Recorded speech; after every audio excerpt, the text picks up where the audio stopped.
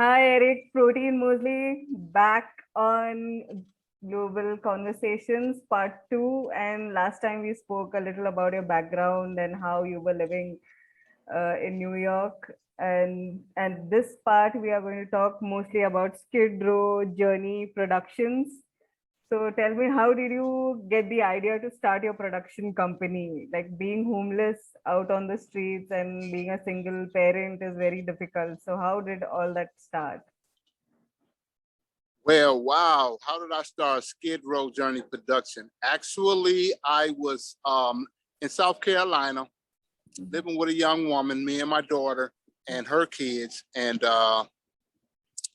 things weren't going the way things should have been going at that time. So I was thinking about doing a reality show Right. about homelessness because, reality shows had just came onto the scene.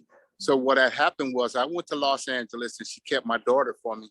And I went out there and got some spectacular raw footage, which I turned it into a documentary called Skid Row Journey, which was my very first documentary.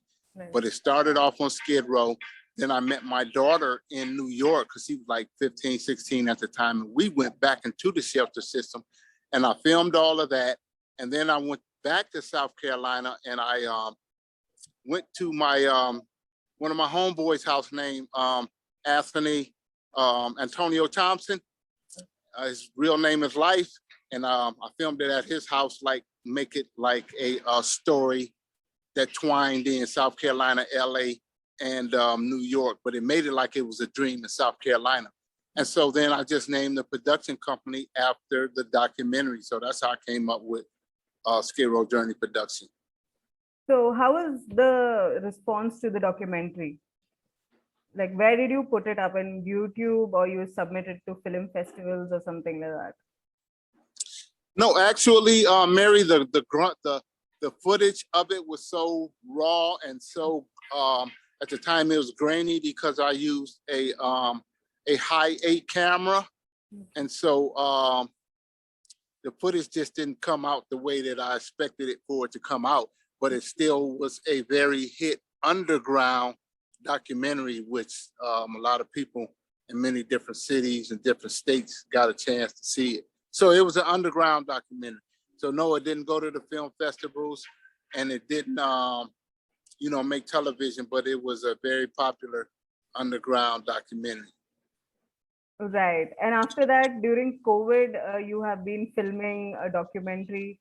And I believe there is a book as well on Amazon, like talking about how you made the documentary.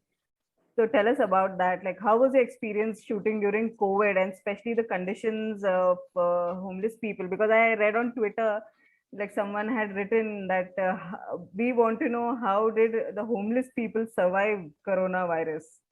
So how was your experience regarding that?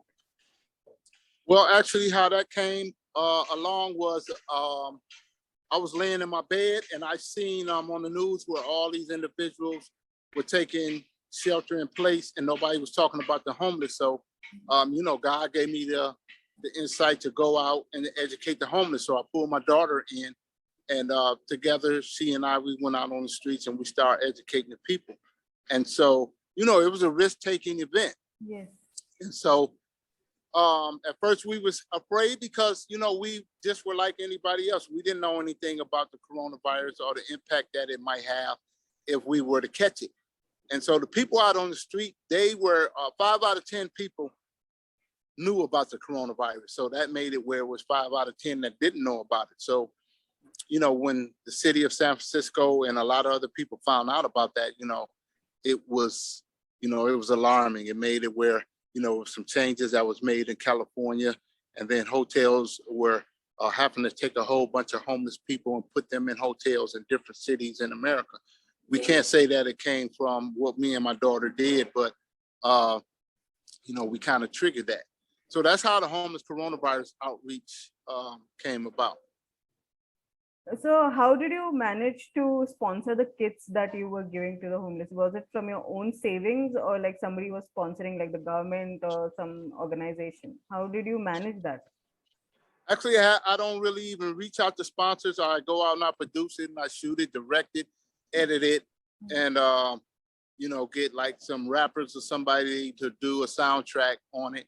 And so basically I shoot it off of an iPhone. And so with that being said, you know, production is kind of low, but you know, it still costs some. And, you know, I put up my own money for that. And so that's something that comes out of my own pocket, but I get the joy out of doing that.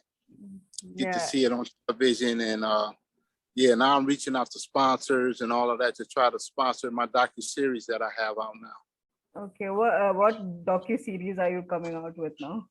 Tell us something. I have a docu series. Yeah. The docu series that I have now is called In Correspondence with Eric Protein Moseley.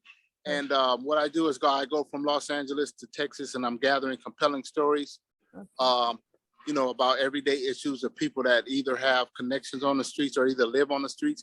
And basically our mission for this documentary series is to be in correspondence with the President of the United States. I'm not saying that he'll answer back, but my mission is to gain attention of the President of the United States and let him see what's going on in America firsthand from the streets, and not just getting it from, you know, your major broadcasting. Right. So, but presidents, they keep changing every 5 years. So maybe, you know, it'll be better if you make it for the people, for the audience, like a life-changing experience for the audience. That will be better, because presidents, they can come and go, politicians come and go, they have their own agendas. But people, if they kind of wake up, that is more important. That's what I feel. Right. Yeah, you're right about that. Now, could you repeat that again? The last end? Yeah, I said that politicians, you know, and all these celebrities, they just come and go. But if a documentary filmmaker can make a change with his film, that is more important. Like people, they can wake up. Yeah. Yes. Yes. And actually coming from a perspective of someone who has been out on the streets. Yes. And not just gone to school for journalism. I don't knock that in any type of form or fashion, but you know, somebody who's able to have the dialogue with the people of the streets and let them be able to express their opinions. Because like when you look at major broadcasting shows, the people aren't really opening up and really telling the stories like they want to tell them, because they have to go by FCC regulations and things of that nature. But what I do is I give the opportunity to a homeless person to really express their opinion, where to the point where a politician may have never understood that this was really going on right up under their nose. Exactly. So that is what my point is. And coming back to your Hollywood dreams, like Captain Negro, tell us something about that. That is your dream project, something like Marvel that you're going to come up with. Yeah, wow. You know what? I would love Marvel to pick up on this, but Captain Negro is the very first superhero from the streets of Los Angeles, but he's from South Central, so that makes him the first superhero from Los Angeles. And his mission is to bridge the gap in diversity and to educate about racism. You know, and what he does, he breaks it down about the Tower of Babel, how we were all one, and how after God got mad, he split us all up in different nationalities and religions. And so Captain Negro is just that cool brother, you know, from the 70s. And what had happened was he was like, to keep it real, he was a pimp from the streets. I didn't want him to have a background like Superman and all of them. He had a real background of being a pimp from the streets. He got put into a coma by, you know, getting shot by a rival. And when he went into that coma, his nephew shot him with a chemical called Negro Up a Notch. And then he became Captain Negro, and he's gonna be coming here to educate about racism and to bridge the gap in diversity. Now, yeah, he's already got a song on Amazon. Yeah. I mean, he's got a book out, he's got a song on Amazon, he's registered at the Writers Guild of America. He won a contest up in Hollywood. He's in a history book in Story Terrace. And this captain, he's got much more. And you could Google his name, and his name is he's recognized by Google. And this captain is about to come out. That's all I can tell you. Oh, and speaking about your country, I wanted to say this. A lot of people don't know India, right? That's where you're from, right? Yes. India decides on who has a blockbuster. If if somebody puts a movie out and India doesn't take to that movie, it's not going to be a blockbuster in America. A lot of people don't know that. So I want India to pick up on Captain Negro, and let's get this brother out there. Why don't you have me in your team with Captain Negro? Huh? I could be the Indian representative for Captain Negro, if you Are wish. you gonna be the female representative for Captain Yeah. Negro in India? Okay, Yeah. look, I'm gonna take you up on that. I want you to wear a Captain Negro dress. Sure. I'm gonna get your sizes, and I'm gonna make the dress, and I'm gonna send you the dress, and you wear the Captain Negro dress. Sure. I mean, you can promote it via my show. You can promote it through me. You can send me the T-shirt or something like that. I could do that for you. Okay, I'm Yeah. gonna do that. Yeah, that would be great. That's exciting. And I saw your Instagram profile as well. So you have been, taking some photo shoot and all. Like I thought it's Hollywood. What is that modeling and all going on? Oh yeah, so when I was in Los Angeles, I had got off into modeling, acting, besides the filmmaking, and creating. And so, the modeling, I didn't know that I was going to be able to do that, but that was the first time that I fit in the category that I had the right height, the right size, the right everything to become a model. And so I just started modeling, and the biggest gig that I had was with Visit Burbank, which is a website that is trying to invite people to visit Hollywood and Burbank. And I was surprised about getting on that.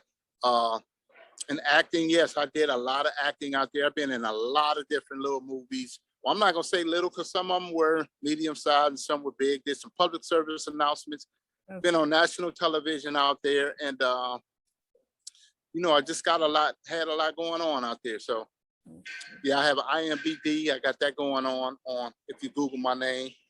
And to me, I look at acting as a hobby. It's not something I want to be recognized as. I look at it as a hobby. So it wasn't anything that I wanted to pursue. And now I'm out here in Austin, Texas, and I've been on a couple of little things out here, did a little movie out here, and also did some background work for a Netflix movie out here. Oh, wow. So you're coming on Netflix? Yeah, so I don't know if I'm just doing like some extra work, like I'm in the background of some major scenes.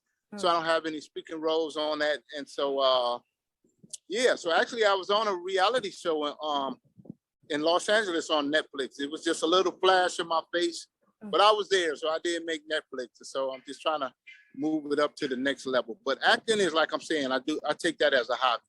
Okay. So the real love is for documentary filming. I'll say that again. I said the real love is for documentary filming. Well, not even that. My love is actually for being a social impact. I'm a homeless advocate. Yeah. Yes. And so the filmmaking is just a vehicle that I use to get my point across. So everybody thinks, oh, he's a filmmaker. Yes, but that's second. I'm a homeless advocate first. And I use filmmaking as a vehicle. And so like when you see all the articles about me, it says filmmaking, I'm honored to be a known filmmaker. Hey, so I just run with it. So as a final wrap-up question, I would like to ask you, could you give a little message to our viewers and listeners about documentary filmmaking, about making a social impact through filming or maybe acting or any of the hobbies that they can pick up? So what is your message for them? What inspiration would I give them? Yes. The first inspiration that I would give them is if you're looking to make money off of your craft right away, then don't get into it.